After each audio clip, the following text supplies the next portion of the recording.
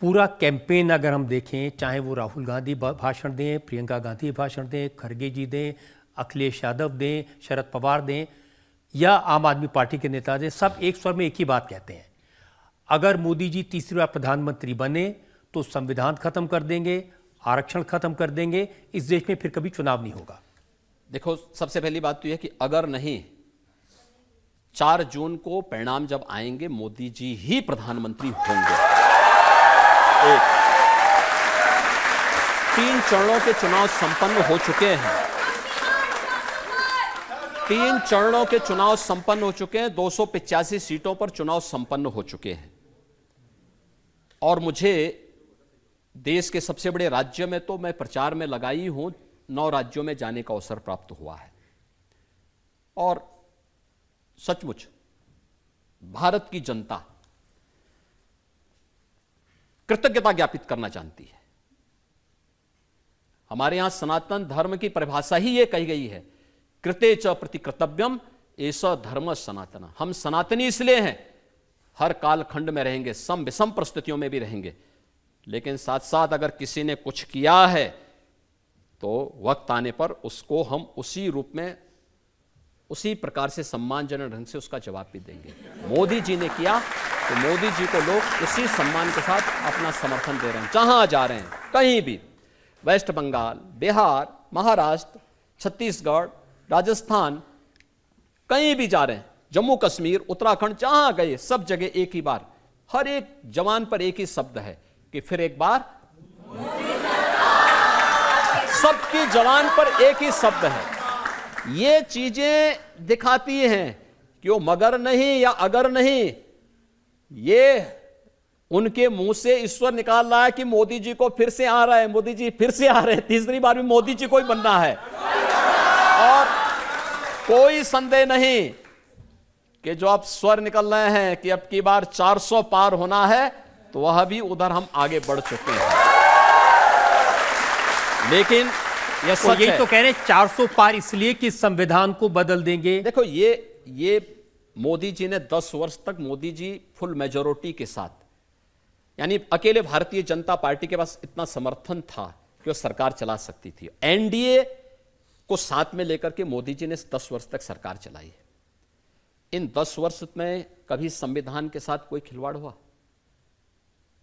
मोदी जी ने जब नई संसद बनी तो बाबा साहब भीमराव अंबेडकर के द्वारा बनाई गई मूल प्रति को अपने सिर पर रख करके, किसी पवित्र धार्मिक ग्रंथ की तरह दस्तावेज को उसी प्रकार से सिर में रख करके सम्मानजनक स्थान पर देश की संसद में स्थापित कराया। पहली बार हुआ है जब भारत के कोई प्रधानमंत्री भारत के संसद की, यानी संविधान के प्रति इतना सम्मान का भाव व्यक्त कर रहे हों। दूसरा, बाबा साहब भीमराव अंबेडकर के पंच तीर्थ भी मोदी जी ने बनाए।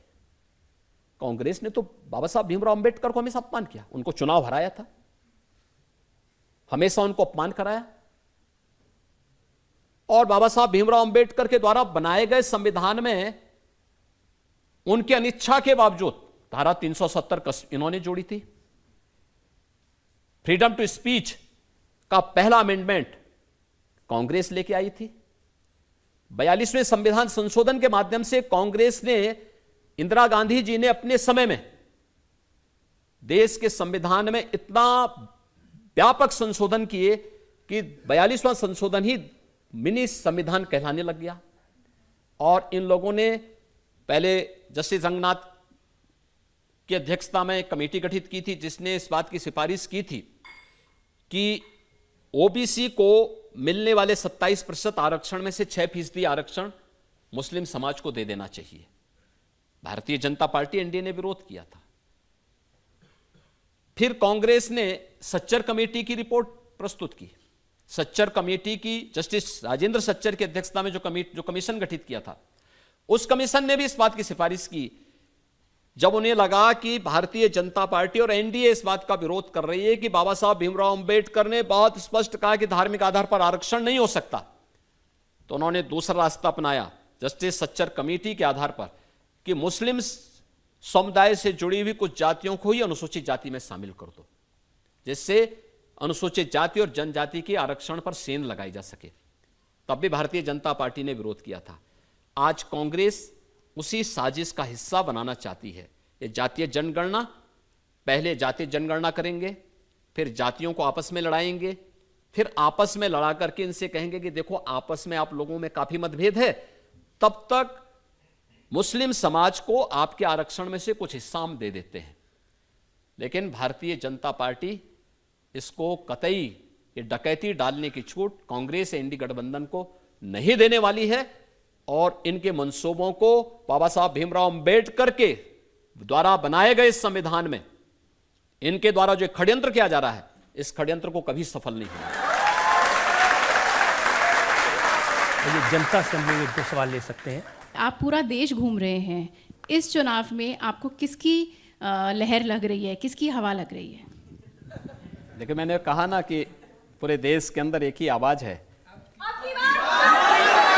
यही आवाज है कि फिर एक बार मोदी सरकार और अब की बार 400 पार। राहुल गांधी आज कह रहे थे कि लिख के ले लो, सबसे ज्यादा हार उत्तर प्रदेश में होगी बीजेपी की। देखिए, मुझे अफसोस होता है कि उत्तर प्रदेश में कांग्रेस की दुर्गति को देख करके 403 विधानसभा सदस्यों का हमारा सदन है, कांग्रेस के पास केवल 2 सदस्य हैं। देखो, यूपी में कांग्रेस को ढोने के लिए 4 लोग भी नहीं हैं, 2 लोग सीमित हो गए और अगली बार वह भी गायब हो जाएंगे। राहुल जी, मुझे एक बात बताइए कि अगर कांग्रेस में इतना ही जोश खरोश था तो 80 के 80 सीटों पे क्यों नहीं लड़ा यूपी में? एक दूसरा, वह अमेठी छोड़ करके वायनाड क्यों गए? फिर वापस आना ही था उनको तो अमेठी से क्यों नहीं लड़े? तो अच्छा है, ये हसीन सपने देखने चाहिए, भगवान करें ये सपने में जिए, क्योंकि उन्होंने देश को सपने ही दिखाए हैं। तो आज उन सपनों में जिए, खुशहाल रहें। देश पे जब संकट आएगा तो फिर यहां से छोड़ करके उनका तो पहले से ठिकाना है, तो अपने ठिकाने की तरफ लौट जाएंगे। तो क्योंकि ये तो वही है ना कि उड़ जा रे पंछी, ये देश हुआ बेगाना, तो ये लोग वही वाले लोग हैं।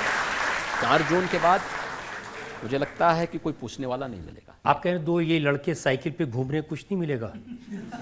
देखिए, ये इनकी जो दोस्ती है कि जीते तो मिलके लूटेंगे, हारे तो दिल टूटेंगे।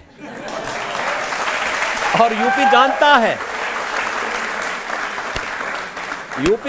है, उत्तर प्रदेश जानता है कि इनको लूटने की छूट अब नहीं देनी है। इनकी दंगा पॉलिसी को यूपी में नहीं लागू होने देना है।